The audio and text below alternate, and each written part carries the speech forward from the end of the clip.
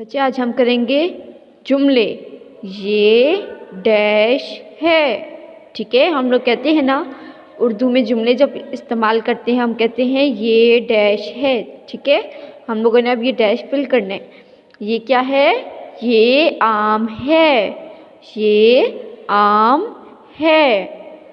ये क्या है? ये तोता है। ये क्या है? ये तोता है। ये क्या है? ये कार है। ये कार है। ये क्या है? ये बाजा है। ये बाजा है। ये क्या है? ये आड़ू है। ये आड़ू है। ये क्या है? ये अनार है। ये क्या है? ये अनार है। अब हम लोग करते हैं तोड़ और जोड़ पढ़ें। ठीक है, तोएं वाव तोएं अलिफ। जब इसका जोड़ करते हैं तो कैसे होता है?